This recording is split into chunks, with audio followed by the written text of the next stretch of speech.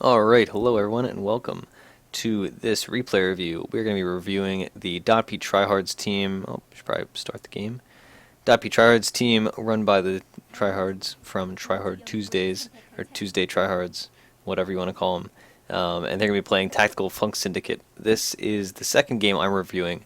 However, just to confuse you guys for the sake of confusion, it is the first game of their series. So we already... if you want to see the replay review of that one, you can. It was a good game, so yeah. It was a lot about timings, but that's it. Alright.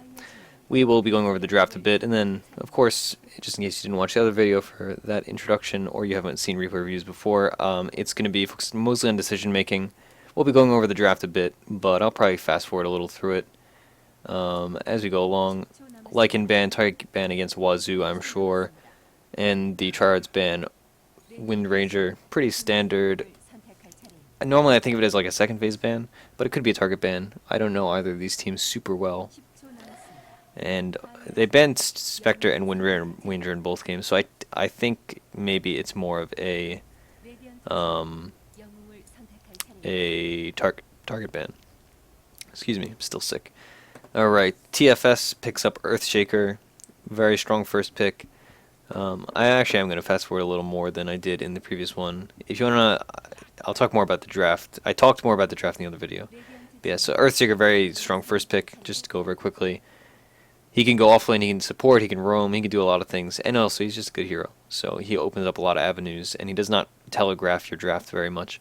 Clockwork, normally you don't see him as a first pick, but he's definitely a good hero. Strong offlaner, very disruptive. Winter Wyvern, also a good hero. She does a lot. Excuse me, gosh. So yeah. Alright, and let's see, as the draft progresses, maybe we will fast forward a bit, go to like 2x speed. Dazzle, second pick. It's very reminiscent of last game's draft, or last game that I reviewed, where the Tryhards picked Earthshaker and a Lion, and similarly, like, so the strengths of that were that it doesn't telegraph a lot, like it's a good combination. Earthshaker Dazzle is very similar. It doesn't telegraph a ton. The Earthshaker could be offlaning, it could be supporting, it could be roaming, whatever. And so definitely some strength to Earthshaker Dazzle. Alright, Legion ban. So normally you'd ban Legion if you want to pick something like a PL, or if you want to pick a Brood, but maybe they're just scared of Legion. Some teams just have heroes they hate playing against. Like I know when I'm a captain, I generally ban like Bloodseeker and Undying a lot, because obviously there's counters to those heroes, but at the same time they're just really disruptive. So I know, like, using myself as an example, there are certain things that people don't like to play against, and so definitely maybe they just don't like playing against Huskar or Legion or whatever. So, because I don't think that's a target ban against anybody from our team. Alright. Let's see, again, let's fast forward a bit. We're already fast forwarding. Okay. Because this, again, replay review, reviewing the draft is very different than reviewing a replay, right? Because the draft is much more, I don't know, it's a bit different. Gyrocopter, alright, so Gyro has a really good synergy with Winter Wyvern. I would almost say he doesn't synergize well with Clockwork, because the thing about Clockwork is, like, he's focused on, like, getting pickoffs and being disruptive in fights and moving people away with cogs. But if people are moved away with cogs, then they're not going to be in curse range, and they're not going to be in call down range potentially. So I feel like Darkseer offlane would have been better. A very common combo you see is Darkseer Winter Wyvern for that exact reason. But if it works out, it works out. And it's not the end of the world. If you pick two heroes that don't work super well together, that's fine. Like, as long as you are confident and you're comfortable playing them, that's what's important. TFS picking up PL. PL, it's weird because on some levels he's countered by Gyro, because obviously Gyro has Flat Cannon to kill down all those illusions, and Call Down to mow down illusions as well. But similarly, once those two abilities are over, if PL's still alive, if it's late game, he has a hard Nascadi or whatever, he can do a lot in the vein that, you know, Jaro can only kill his illusions every so often, whereas he can create illusions forever. So that's definitely something to take into consideration when you have a draft like this. Boy, this game does not look super long. Oh, actually, it kind of does look long. Alright, Tusk pick coming out from TFS. Tusk. Oh my god, they fixed the Korean announcer pack. I'm sorry, I shouldn't be getting distracted. But the Korean announcer pack has been broken for a very long time. So I'm very happy. Oh boy, this is exciting. Now I want to cast this game. Or not cast. I'm surprised I didn't notice it last game. Alright, Invoker ban. Maybe it's a target ban too. Maybe the mid player from TFS is just something to be worried about, because they did ban like 4 mids and Spectre. Although Huskar can do a lot of things. Alright, and the Tuscan Warlock are the 4th picks from the respective teams. They have a ton of team fight from this Tryhards team. They really are going to have to fight around these ults. Quap of Pain coming out as well. So the weakness I see here immediately from the Tryhards team is that they lack stuns, right? So let's just think. Warlock ult, big stun of course, but it has 165-second cooldown. Clockwork has stuns obviously from battery assault and a hook shot, and you have Winter Wyvern ult. But in the lane, in the early game, this Tusk, which I assume is off lane, maybe it won't be, we'll see. He can just roam freely, right? Because, you know, if he gets early boots, they're not going to be able to catch up to him, and they can't catch up to him because he can't be stunned. So immediately that's kind of a weakness I see. But, you know, of course they have that weakness, but at the same time they have a lot of other strengths. I think maybe a mid with some stuns would have been ideal, or maybe... I know they really like Warlock, so it's a comfort pick. But maybe if instead of Warlock, you know, you had something more safe, like a Vengeful Spirit, or again, a Lion, stuff like that. Just stuns are really good, especially against heroes that want to dive you, like a Tusk or a Spirit Breaker. Stunning them is all you need to do, because in the early game, like, you stun them, and under tower, they just take tower hits. Or if they're trying to chase you down in lane, you just stun them and you run away. So that's definitely something to consider. But yeah, so that's fine. Again, like, I say this a lot, but comfort is key. You know, a lot of times the ideal pick, if it's not something you're comfortable with, it's not the ideal pick for you. It might be the ideal pick if you are, you know, a god and you can play 110 heroes. But realistically, if you're really comfortable on the Warlock and not comfortable on whatever other support, then why would you pick it? Right, and Shadow Fiend to round up TFS. They have a pretty greedy team. I actually like this draft a lot. I would almost say I favor this draft. I'd say the drafts are pretty equal. Like, this is a very team-fighty team, and this is a team that's a little more consistent, and they actually have almost no team fight. Like, they have Earthseeker team fight, and they have SF Requiem. But, you know, Tusk is a pick-off hero. Dazzle is, well, you know. Alright, take a pause, please, 1 minute. Typical, just reborn things. Hashtag just reborn things. Alright. I'm not going to introduce the players, because, again, I'm not really casting this. I'm mostly just kind of replay. Oh, I still have it on 2 times. Alright, well, we can kind of leave it on 2 times. I need to learn the hotkeys for this. That's what I need to do. Alright, so let's see. The common thing to do is to, like, 4-man down one lane and 1 person on the other lane, and, like, Clock is probably going to go block, I assume. Yeah, Mista is going to block with that pooled observer. Or you'll see the 5-man smoke. That's a little ballsy of a move. I don't imagine this is going to be very interesting exchange. PL with his Protoss shoulder. Oh, the accidental salve. Classic. Alright, SF has pooled tangos. Alright, so let's think about this mid matchup. Oh god, this is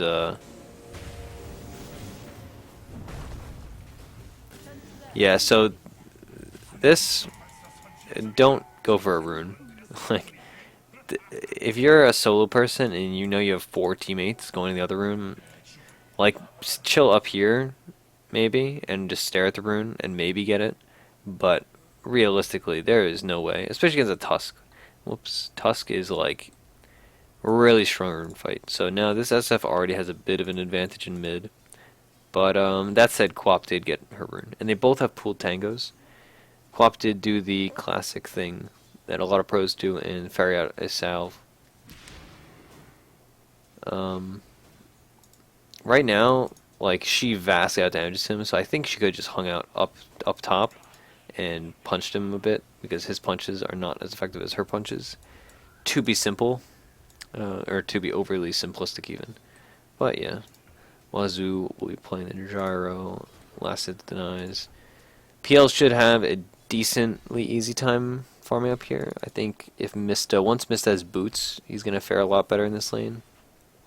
But until then, he does not do much against this PL. PL, you know, he has 10 extra damage, he has 7 armor, because he did that Ring of Protection build.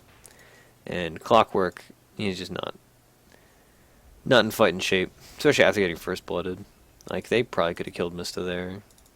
Maybe not. Yeah, they could have. Right now they definitely can, if he goes in for CS. Okay, and they have nice equilibrium favoring the Dire here. SF's losing the trades mid, however he's getting his bottle earlier. Quap is deceptively... I'm not going to say by any means she's hard to last hit with, but she does...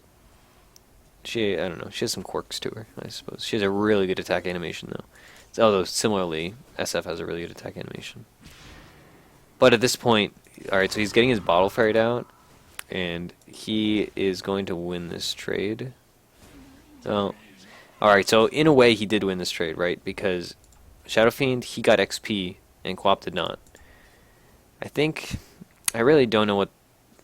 Honestly, I probably would have done a similar thing to Fafnir, what he did here. It's just a very, like, all-in strategy. Like, you think, I'm going to get this kill, and it's really hard to back down once you've already committed. So, it's pretty understandable. That said, you know, it's nothing in the world, like, you both died. So, SF Quap, I would say, it's a very player-based matchup. Depending on who's playing who, either the SF could win or the Quap could win.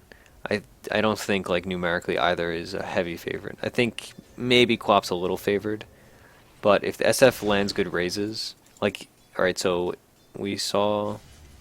I'm scared to use the rewind feature. Alright, so let's see, watch this. Alright, so she has a regen invis bottle, so that's a little safe. But she walks in to throw her level 1 dagger, which is going to do what? It does 30 damage per tick, 50 damage plus 30 per tick, and it lasts for 15 seconds. It does a tick every 3 seconds, so it does what? Like, basically 150 damage, let's say. He can do 2 raises. Like, alright, so she has to run into dagger range. Dagger range is this circle around this. For some reason, it doesn't pull up the circle when you're paused.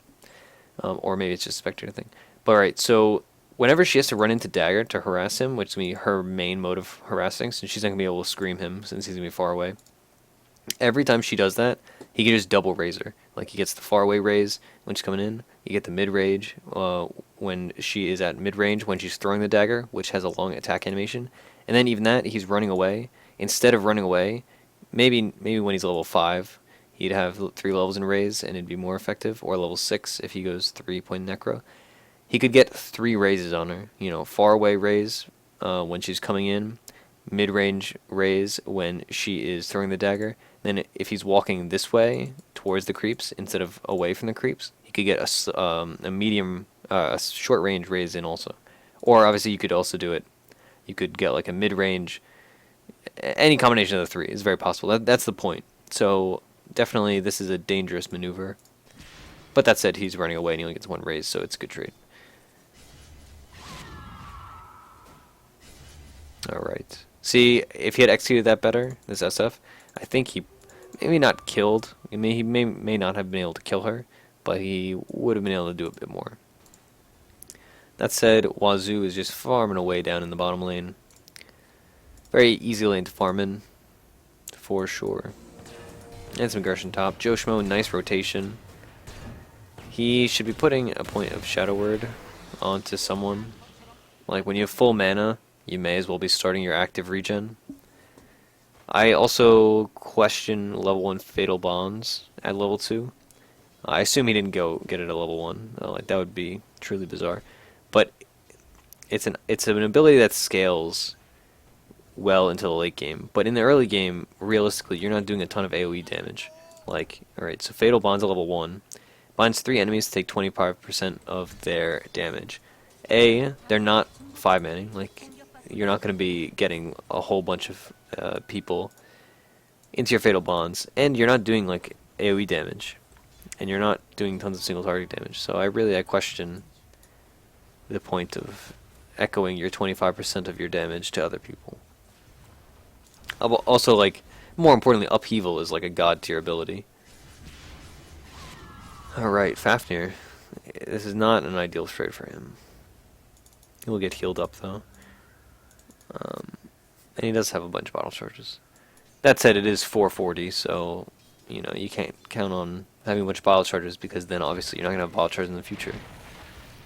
Alright, but that said, they're free farming their safe lane. He is doubling up this PL, because the PL is being contested a bit by the Clockwork, and apparently the Dazzle. So that's working out in DotP's favor. But overall, I think this early game is not super favored either way. Like Fafnir, let's see this mid CS. He's up. He has like 150% of the CS of this Shadow Fiend. But Shadow Fiend, let's see, are they stacking? No, they're not stacking. Is this team stacking? No, they're not stacking. Okay, so normally a Shadow Fiend would have stacks to fall back on, which would be... It would minimize the Quap's lead in lane. Also, generally, if you're playing SF and you're trying to go for kills, you go in with mid-range or short-range raise, because that's the hardest to hit, instead of entering with a long-range raise. That's something to take into consideration. Earthseeker's getting a bracer early. That is bizarre. I don't know if that's recommended in like the Valve recommended build, but if it is, it shouldn't be.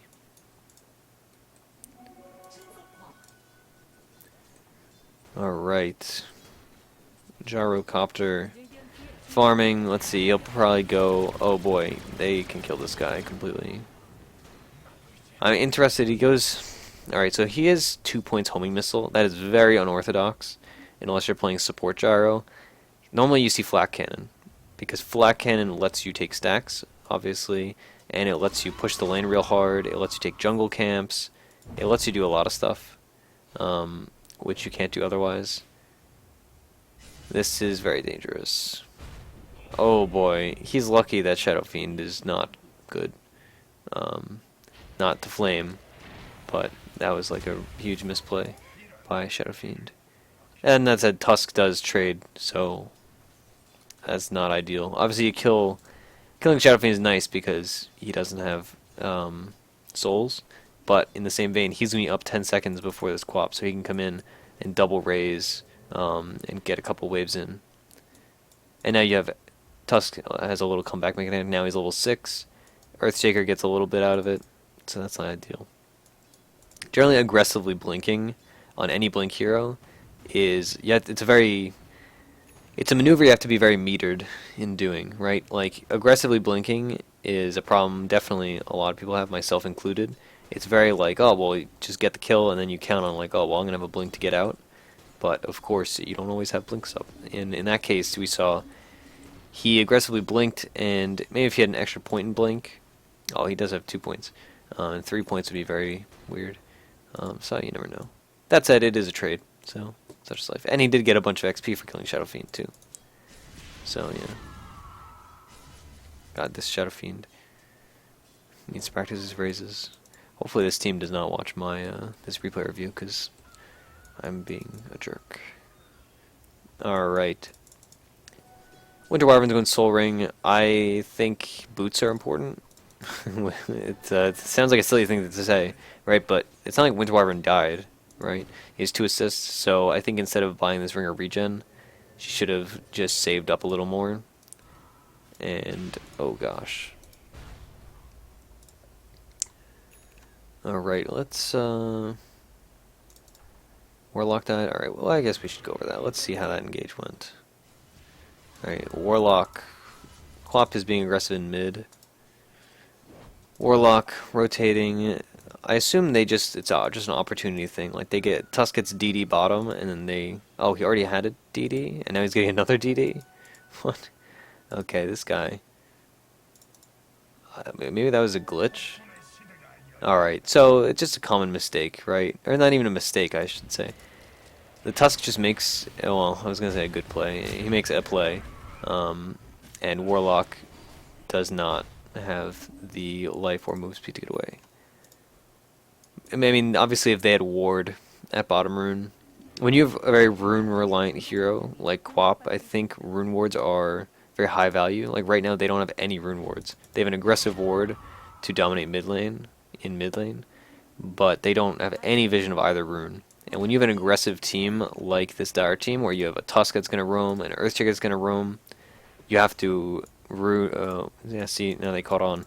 You have to ward the runes, and just the byways, I suppose is what I would call it, by which they're going to be ganking you. Alright, so this isn't heavily favored. Obviously, carry-wise, it's favored in the Radiant fashion, because this Gyro has 52 CS. That's a respectable CS at 9 minutes. And he got a kill, right, if I remember correctly. He has 2 kills even. So definitely going well compared to the PL. Alright, Fafnir killing mid. Let's see. Again, I'm scared. Alright. Shadow Fiend. He's level 8, so he has almost max souls. Okay, so nothing really special there. It's just an outplay. If he had TP'd immediately, I think he probably would have died anyway. Okay, that's, you know, I rewinded because I thought it was something interesting, but really that's just like your basic smart Quap play. Like, you have all your abilities up, go get a kill. She's very, like, fighty hero. That's why she's so good right now in this meta. But, you know, if you have your ult up, it's not doing much if it's not being used. Alright, Warlock. He now has a point in upheaval, which is going to be a big asset to the team.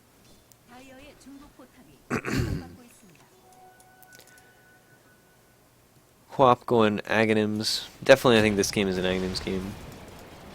Oh my gosh, Wazoo faring very well against this Tusk. Tusk is just, I think he's being a little overly aggressive.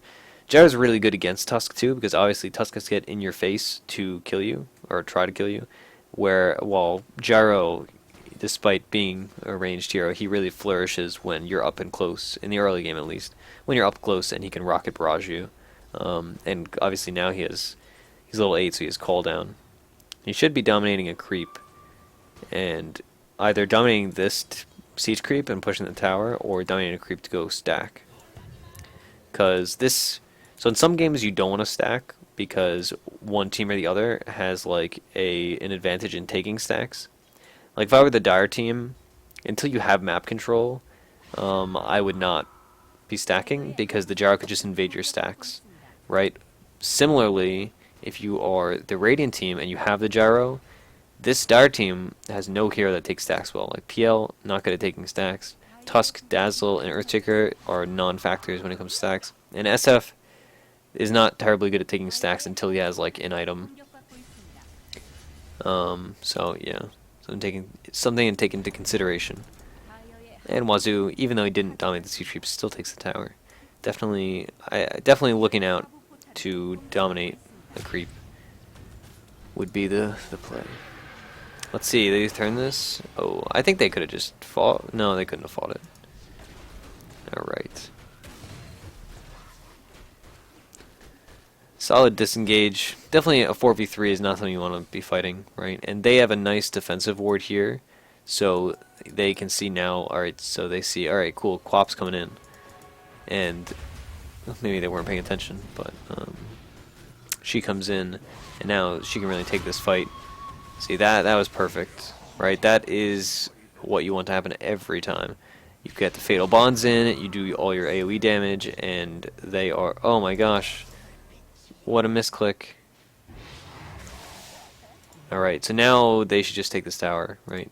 They should buy mana boots. Oh, nope, they're just short of mana boots. I think this is a time where Joeshmo as a support, you tell your core, you tell your Quap, hey, I'm 100 gold for mana boots, and you take CS. instead of being contested. Because oftentimes, especially in a party, people realize like, hey, mana boots are a big deal for my support. So they'll give you the CS. And if they don't, like, they're wrong often. Unless, like, obviously if they're behind, then they need it. But definitely, if you're a support, don't be afraid to assert yourself and say like, hey, I have no boots and it's 10 minutes. I need boots. So let me get a few CS. All right. Simple pick off mid. Clockwork's not at the point in this game where he can just freely be walking around, because Tusk does a lot of damage. Let's see, what build is Tusk gonna do? We don't know yet. Usually you'll see Medallion Tusk. Sometimes you'll see a Deso Rush. That's a very strong build too.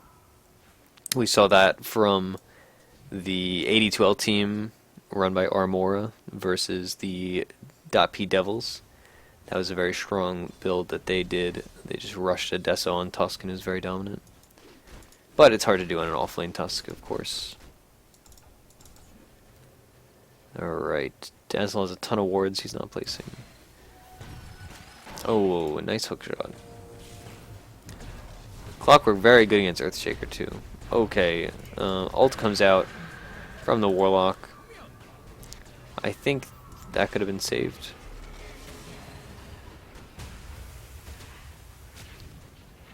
Alright, are the Fatal Bonds out? He should just be... that's fine. It was... I shouldn't say fine, it was good. It worked out in their favor. It wasn't anything like tremendous. Like, obviously they got a trade 2 for nothing. But I think they could have saved the Golem by a little bit. But that said, like, it's fine. It worked out. Alright, because normally you'd see the Dire team, they engaged after Warlock Golem came out, but often they would see the Golem and then just disengage and say, like, alright, that guy's there. I am scared of the Balrog. I will not incur his wrath. Alright, they can take this tower. That said, Wazoo dominated creep, he's stacking, and he is just free farming his jungle. 90 CS at 15 minutes is very nice CS. Especially when you have, see, alright, so he went for 2 points homing missile, and now he's just gone to 3 points flak. It's interesting, lane dominance wise. I feel like, I don't know, it worked out. But at the same time, I think he would have been better served by just getting more points of flak cannon. That's why you see a lot of pro players when they play gyro, and even like top tier gyro players, they don't get homing missile at all. They get like maybe 1 point, and then after that 1 point, they just go straight for stats, because he's a really stat reliant carry, or a stat reliant hero in general. Get some aggression going in mid. He should do. Ooh.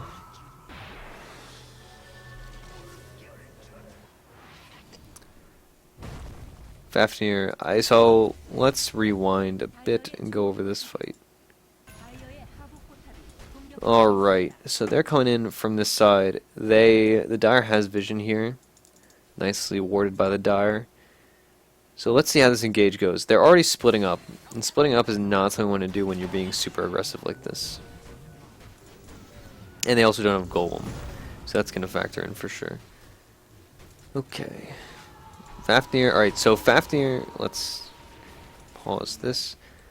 Alright, so these two are here. The Clockwork engaged on the PL doppelgangered out. Joeshmo is following up the Clockwork. Fafnir splits, the Quap splits, and goes up and chases down the PL, which of course, to be fair, the PL is their primary target. Also, he has a DD rune bottled. You may as well just use it before the fight starts. And so they split up, and granted, if they didn't split up, I think they probably still wouldn't have fared very well. But definitely splitting up when you're being aggressive is a really, really dangerous thing to do. Think of it like a horror movie. You don't want to be the idiot. Idiot is a very aggressive word.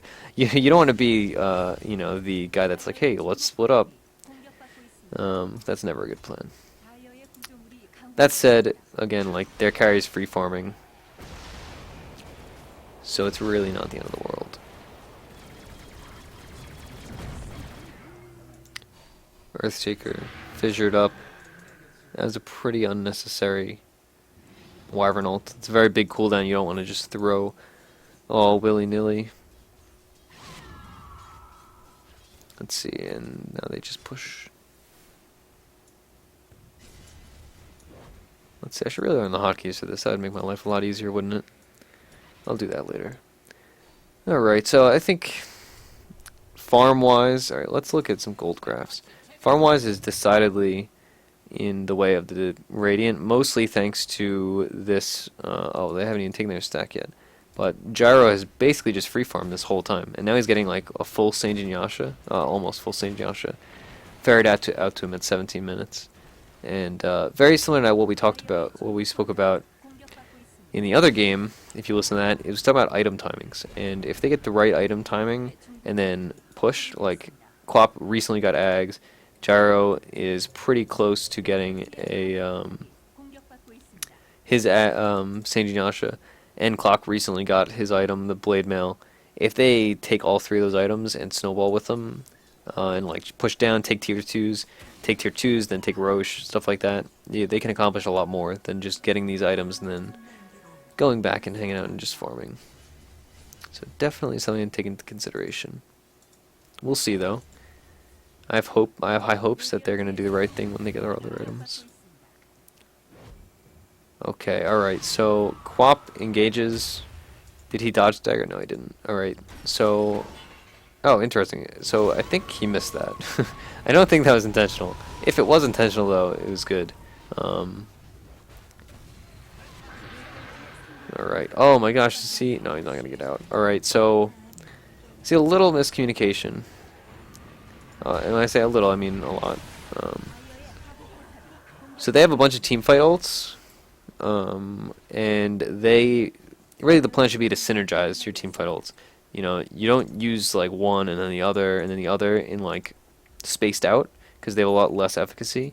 But if they, you know, let's say everybody's stunned because of the Warlock has just ulted, then you Quap ult, and you set that all up by Gyro ulting and slowing everybody down, or you set that all up by Winter Wyvern ulting and keeping everybody in one little packed up ranged RP or ranged black hole. So that's something to take into consideration. SF is going to BKB Rush, which it has its strengths for sure, but it also has a weakness in that like it limits his damage output. So yeah, it's definitely a good fight for the Dire, no question about it though. Like this Radiant team is really ult based, so the game plan for the Dire here is just to fight around the ults. Like Warlock has just ulted. So they know, alright, for the next 150 seconds, or 165 seconds, he's not going to have ult up. So we should push, and we should, you know, take this T1 bottom, or take this T1 mid, or take this T1 top. But instead, they're just farming. So definitely, I think that is not the play. Especially because this Radiant team is a little hard to catch. Quap is hard to catch. Winter Wyvern, she can path around stuff. Wazoo on the gyrocopter, you know, if you try to catch him, he just throws a defensive call down. Warlock, pretty easy to kill. Excuse me. Alright. Oh my gosh. Sad boys. Let's see, will he... Oh. That's close. You know, you gotta try those things. Certainly, though, they got the right idea. They just push in, and now they have the advantage because their Golem is coming up very soon. And so they can take this uphill with Golem, obviously. Like, they didn't even need Golem for the tier 2.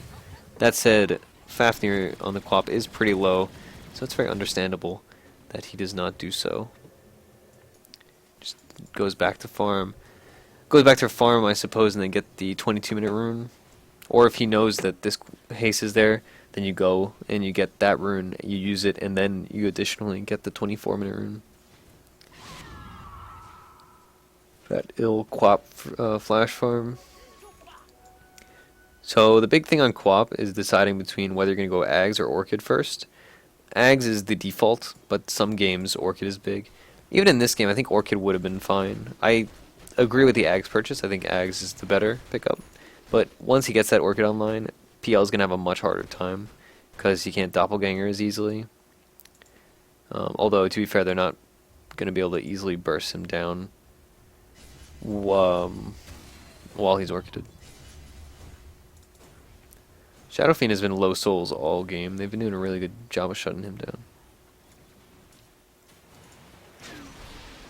Alright. That was a really well-placed call down. Because he split him up, right? Oh my gosh, that was sweet. Not gonna lie, that was like the ideal fight. Oh, okay. Well, maybe not ideal because the Shadow Fiend got his raise off. But and also they didn't have Quap. But that said, it worked out. Excuse me, I'm exhausted apparently. Alright, and they can get some good pushing done with this team.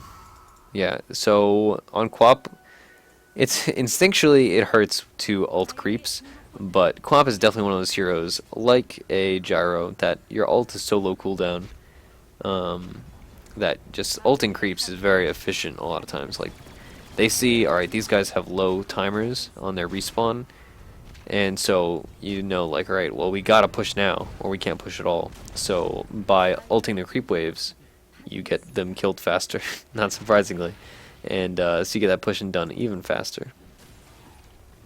And like, they know, alright, so they're fighting around Warlock ult, which is a 165-second cooldown. In that vein, that means that Quap knows that, like, alright, I only really need my ult up when we're going to be pushing.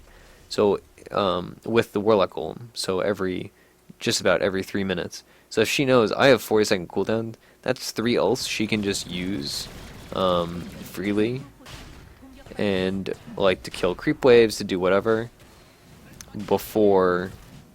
Alright, so this is the strength of Clockwork too. He gets to just throw rockets, and you know, vision is king. They also don't have a great Roche lineup. Like, they have a really good Roche fight lineup, but Roshing itself is not the easiest. That was a slightly mistimed hook. But the call down is just, oh my gosh, just decimating this team. That's why you don't let a free farm Gyro, or a Gyro free farm rather.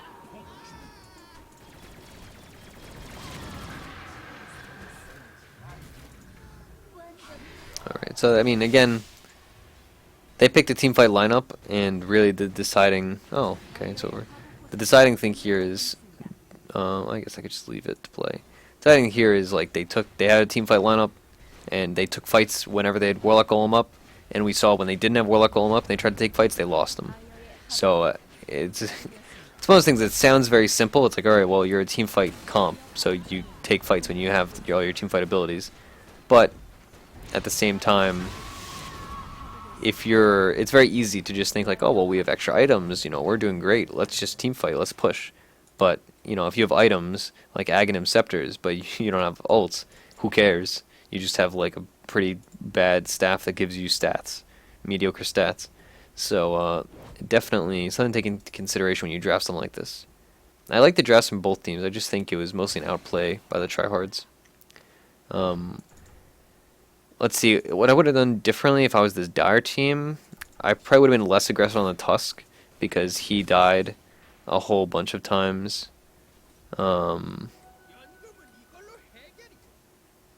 He died a whole bunch of times just trying to dive the gyrocopter, and that really helped the gyrocopters farm out and all that, and like, it just did not pay off. And Shadow Fiend, I think it's really like a play thing. Like, the Shadow Fiend just has to play better than the Quap. So in this case, the Quap played better than the Shadow Fiend, and in a different case, maybe the Shadow Fiend would have played better than the Quap and won. I don't think that's a heavily favored matchup either way. Definitely, I think Earthshaker rotations were fine. Maybe Earthshaker could have rotated a little more to the mid lane. When Quap only has a level 1 blink, you can really punish her. Like, if she aggressively blinks once, you just kill her right away. It seems like one guy is trying to GG out, and his team is refusing to.